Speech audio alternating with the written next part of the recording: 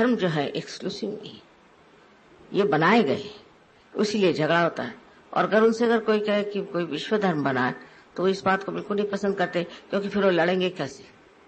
जो लड़ने की उनकी जो अभी इच्छा है, प्रवृत्ति है, उसे वो कैसे समाधान दे सकते हैं? इसलिए वो इस चीज को मानने को तैयार नहीं कि धर्म है उनका जो है एक्सक्लूसिव। और ये सारे एक्सक्लूसिव धर्म के ऊपर हम अगर चाहें कि डेमोक्रेसी में एक एक इधर यहूदी आ जाए, इधर वो आ जाए, उधर वो आ जाए, तो झगड़ा चलते ही रहे। इसलिए उनको विश्व धर्म में आना चाहिए।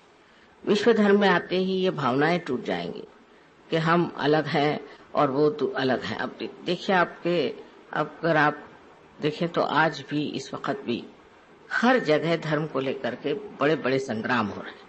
वो सब खत्म हो जाए, अगर ये हो जाए कि ये धर्म एक्सक्लूसिव है ही नहीं, आप लड़ क्यों रहे? एक अगर यहूदी है तो वो मानता है, फिर ईसा मसीह वाले लोग हैं वो मानते हैं कि सब लोग उसी एक एक प्रणाली से ही निकले।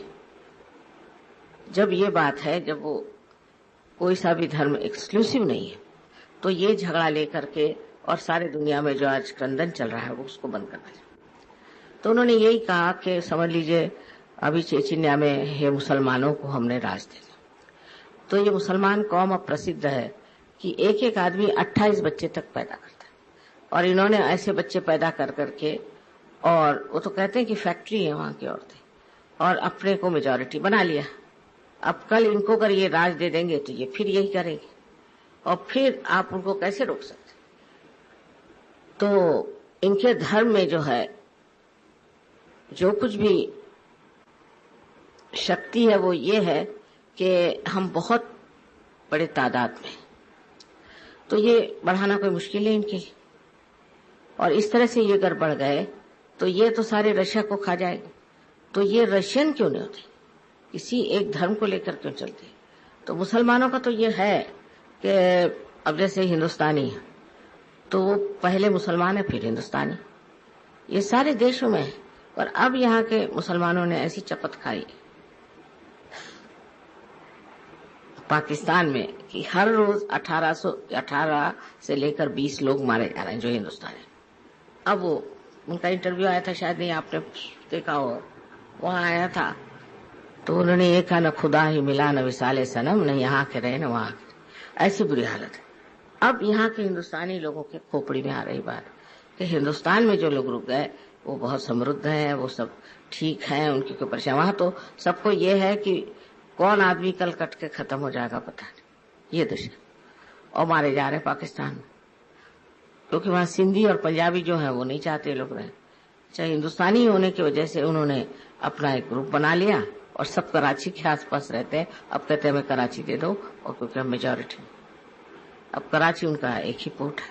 तो सारे जो ये धर्म है, जो कि खासकर इस्लाम में जो सबसे बड़ी बात उन्होंने कही है कि जब तक तुम खुद को नहीं जानोगे तुम खुदा को नहीं जाने, पहले खुद को जानो। और जो दूसरी बात जिस पर इन्होंने आफत मचाई हुई है वो ये है कि ये निराकार को मानते हैं, साकार को मानते ही नहीं। जो निराकार को मानते हैं वो जमीनों के लिए क्यों लड़ रहे हैं? वो तो साकार जड़ चीज है। जब आप निराकार को मानते हैं तो निराकार को प्राप्त करें, और निराकार को प्राप्त किए के बगैर आप सिर्फ जमीनों के लिए लड़ रहे हैं, ये भी दूसरी गलत बात है। पर इन लोगों को समझाना आसान नहीं है, और इनके तो खून सवार है जो भी बात है। लेकिन कहीं कहीं ऐसे हम लोग आर्टिकल्स देना शुरू करते हैं, ऐसी बातें कहना शुरू करते हैं, तो लोग सोचने लगेंगे देखिए ये जो बात कह रहे हैं इसमें सच्चाई कितनी और झूठ कितना। और फिर ये भी देखेंगे कि हम आज तक लड़ते रहे मरते रहे, उससे हमें क्या फायदा। उसके बाद मतलब एक मुसलमान जाति ऐसी कि जो सहयोग के लिए बड़ी मुश्किल है और आर्थिक।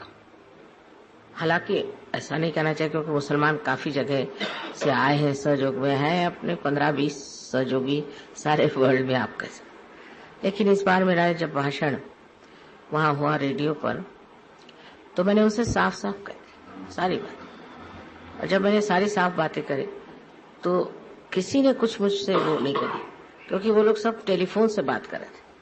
पर वहां के कुछ लेडीज ने फोन किया कि हमें तो ठंडा ठंडा आ रहा है, माता जी की बात सुनकर, और बहुत से लोग पार। तो ये भी एक सोच रहे हैं कि एक तरीका जरिया है जिससे जो लोग बाहर गए हो, जैसे ईरानी ने से, अब वो लोग सब वहां बसे हुए हैं अमेरिका में, उनको हम पकड़ सकते हैं। इस प्रकार हर जगह मुसलमान जहां जहां गए हैं, एक तो उत्पाती बहुत है, झगड़े करते हैं, और दूसरे ये कि ऐसी ऐसी बातें सोचते हैं जैसे कि अफ्रीका में उन्होंने अब सब अपना गुट बना लिया है, और अभी एक आदमी जिसने कि एक बड़ा भारी एक गैंग बनाया था, और वो चाह रहे थे कि वहाँ का जो वर्ल्ड ट्रेड वो है उसको उड़ा दे। उसमें वो पकड़ा गया, उसको 18 साल की सजा। तो ये लोग जहां भी रहते हैं उत्पाती है, समझते नहीं। समझाने की जरूरत है कि जब आप निराकार में विश्वास करते हैं तो आप जमीन के पीछे में क्यों लड़ रहे हैं। और दूसरी बेवकूफी की बात इनकी ऐसी भी कि जब आप मर जाएंगे और जब आप गाड़े जाएंगे, तो जब क़याम आएगा, जब रिजरेक्शन का टाइम आएगा, तो उस वक्त में आपके शरीर निकल आएंगे और उनको रिजरेक्शन होगा। अब बताइए 500 साल बाद कौन सा शरीर का हिस्सा निकलेगा और किसको ये होने वाला है।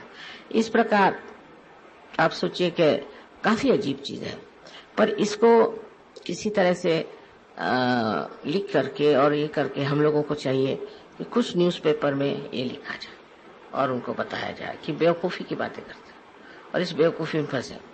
और सबसे बड़ी तो बात है कि मोहम्मद साहब ने कुरान नहीं लिखी। 40 साल बाद मोहम्मद साहब की कुरान लिखी गई। ईसा मसीह ने कभी कोई बाइबल नहीं लिखी और न ही मोसेस ने कुछ लिखा। इस प्रकार ये भी बात है कि उसकी ऑथेंटिसिटी क्या है जिसके लिए आप लोग लड़ रहे हैं।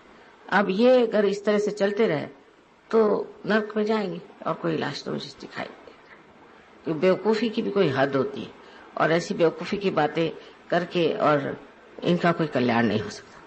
अब अगर इनमें से मुसलमानों में से कोई ढूंढो तो बहुत मुश्किल है।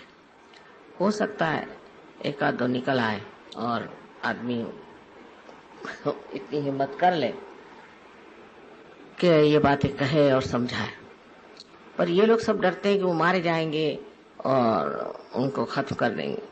पर ऐसा होगा नहीं, क्योंकि अगर सहज में आए तो कोई किसी को मार नहीं सकता। उतनी हिम्मत कोई अगर करे तो इन लोगों को समझा सकते हैं। और ये जो सबसे बड़ी चीज है कि हमारी शांति खत्म हुई है ये धर्म की वजह से। ये जो अधर्मी धर्म है उसकी वजह से हमारे अंदर शांति है। अगर एक चीज यही खत्म हो जाए तो युद्ध का मैं कहती हूँ कि एटलीस्ट 75% प्रॉब्लम सॉल्व हो जाए।